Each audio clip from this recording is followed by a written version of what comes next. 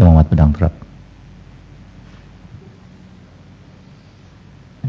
Assalamualaikum warahmatullahi wabarakatuh. Terima kasih Datuk Pengerusi, ahli majlis. Saya ada beberapa butiran yang perlu dibangkitkan. Yang pertama butiran 4,000 dan juga butiran 8,000. Saya mendengar perbahasan dalam Dewan ini dan juga berkaitan dengan perbahasan bajet peringkat dasar sebelum ini, iaitu berkaitan dengan kewujudan satu National Sewerage Company ataupun NASCOM yang dicadangkan oleh pihak kementerian untuk menggantikan ataupun bagi saya sebagai satu rebranding semula kepada IWK, Indah-Water Consortium, yang saya dipahamkan melibatkan penggabungan di antara Jabatan Perkhidmatan Pembentungan dan Indah-Water Consortium yang akan menyebabkan ataupun yang akan mengakibatkan Jabatan Perkhidmatan Pembentungan akan dimansuhkan, dan semua kerja-kerja yang melibatkan rawatan ataupun semua kerja-kerja pelaksanaan projek pembentungan negara, operasi penyelenggaraan loji, rawatan kumbahan akan diambil alih oleh NASCOM selepas pada ini sebagai sebuah entiti swasta. Dan saya ingin bertanya kepada pihak kementerian, adakah ini satu lagi usaha untuk menyelamatkan sebuah syarikat JLC yang semakin nazak dan akhirnya akan mengorbankan sebuah jabatan, iaitu Jabatan Perkhidmatan Pembentungan Kerajaan. Bagi saya dia merupakan satu tindakan yang akan membazirkan duit pembayar cukai, kerana dia akan melibatkan ataupun akan memerlukan kos yang baru. Sedangkan Jabatan Perkhidmatan Pembentungan yang ditubuhkan oleh kerajaan dahulu adalah disebabkan oleh IWK sendiri yang gagal untuk melaksanakan pembinaan loji-loji rawat dan kumbahan, sehinggalah kerajaan terpaksa menghadkan fungsi IWK hanya kepada kerja-kerja operasi loji dan penyelenggaraan sahaja dalam tahun 2000. Manakala projek-projek kerajaan diletakkan di bawah Jabatan Perkhidmatan Pembentungan.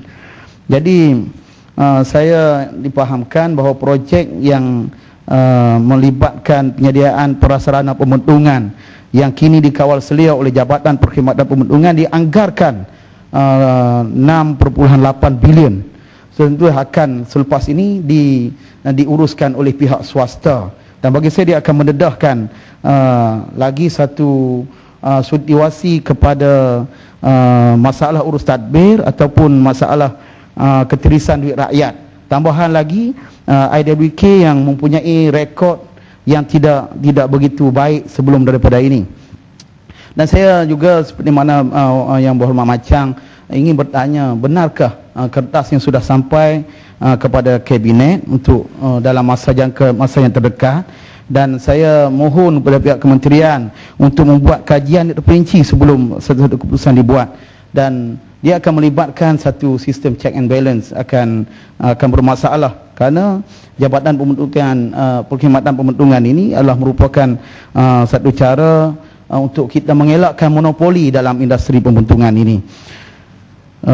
Dan saya juga mendengar maklumat bahawa apabila jabatan ini ditutup, dia akan melibatkan juga penyerapan pegawai-pegawai ataupun kaki tangan Jabatan Perkhidmatan Pembentungan ini kepada IWK. Benarkah ini akan berlaku? Mohon kementerian untuk menjawab. Saya ingin mencadangkan agar sistem pembentungan ini dikembalikan seperti mana sebelum daripada tahun 1994, sebelum Akta Perkhidmatan Pembentungan itu digubal. Dan kita telah melihat bagaimana konsep persatuan sistem pembentungan ini menjurus kepada kegagalan.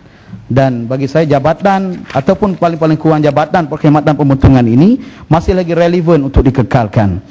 Jadi saya pohon untuk Datuk Menteri untuk menjawab. Isu yang kedua, butiran yang sama Datuk Menteri, ialah berkaitan dengan pihak kerajaan sudah pun menyuntik berkali-kali modal kepada pihak IWK, dan juga pelantikan IWK sebagai Project Management Consultant yang dilantik secara terus untuk projek-projek pembentungan. Sedangkan Kementerian Kewangan telah mengeluarkan perkeliling untuk tidak membenarkan pelantikan Project Management Consultant untuk projek-projek kerajaan, kerana penggunaan Project Management Consultant ini tidak efisien dan juga menambahkan kos projek. Jadi saya pohon pihak kementerian untuk memberikan sedikit jawapan.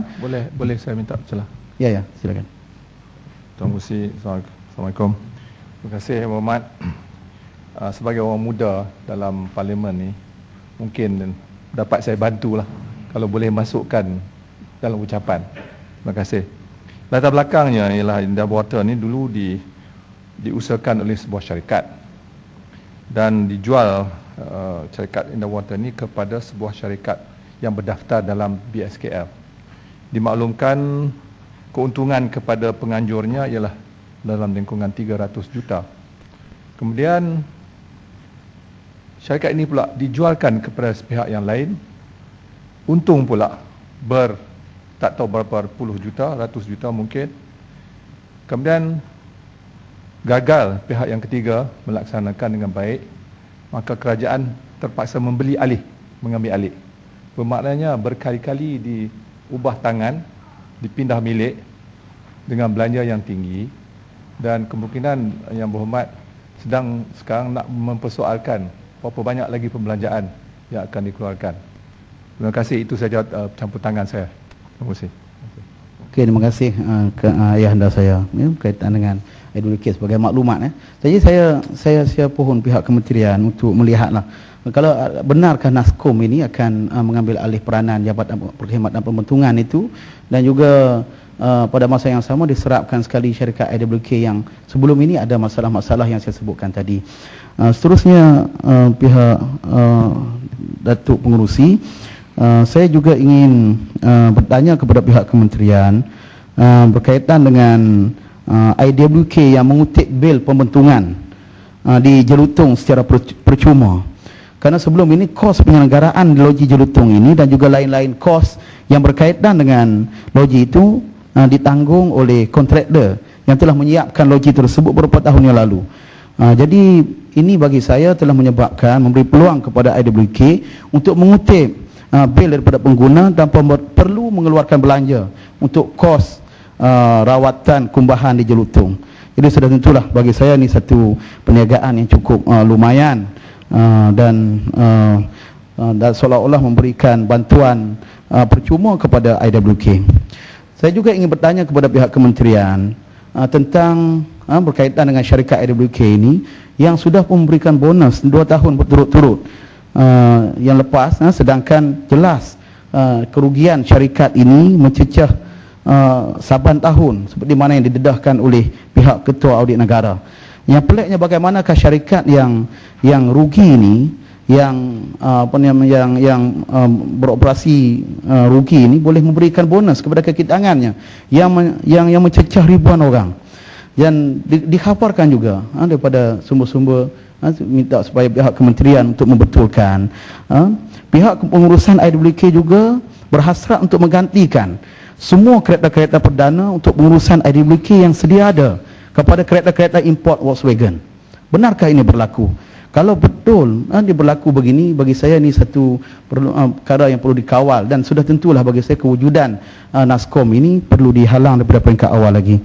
Begitu juga saya ingin persoalkan juga butiran yang sama berkaitan dengan perjanjian ataupun majlis perjanjian kontrak bagi pembinaan loji rawatan kumbahan Pantai 2 wilayah yang diadakan pada 3 November baru ini yang bertempat di pusat komuniti Bukit Bandaraya. Peringkat awalnya saya dipahamkan dan juga dibangkitkan oleh YB Lembah Pantai akan berlaku campur tangan ataupun kontrak ini akan dibina dengan kerjasama daripada syarikat daripada China, itu syarikat Beijing Enterprise Water Group Limited, yang dilantik secara terus secara rundingan terus untuk melaksanakan projek rawatan kumbahan ini. Tapi akhirnya selepas daripada perjanjian ditandatangani, walaupun peringkat awal dipahamkan dananya akan digunakan daripada wang pinjaman daripada kerajaan China, akhirnya projek ini terpaksa ditanggung, kosnya terpaksa ditanggung oleh Kementerian Kewangan.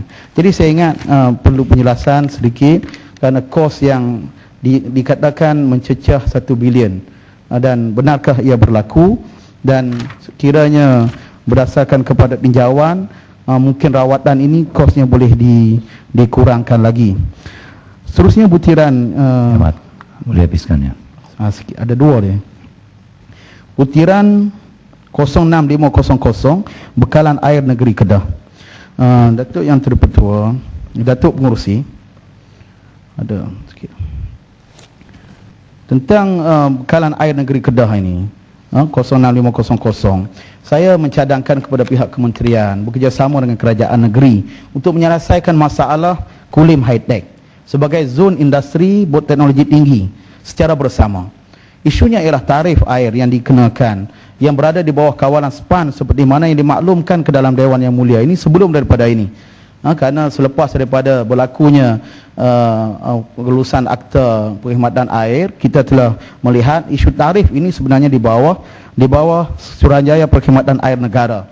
Jadi saya harap pihak kerajaan pusat berunding dengan pihak kerajaan negeri dan juga pelabur untuk menetapkan satu nilai tarif yang kondusif kepada pihak pelabur, bekerjasama dengan MIDA, SADA, SPAN dan juga kerajaan negeri untuk menyelesaikan masalah ini. Dan akhir sekali, Datuk Pengerusi, saya ucap terima kasih kepada pihak kementerian yang telah memberikan respon yang cukup positif, pegawai-pegawai dalam menaik taraf loji di Padang Terap, terutamanya di Lubuk Merbau, di Kuala Nerang 1 dan juga 2, dan juga di loji Nami.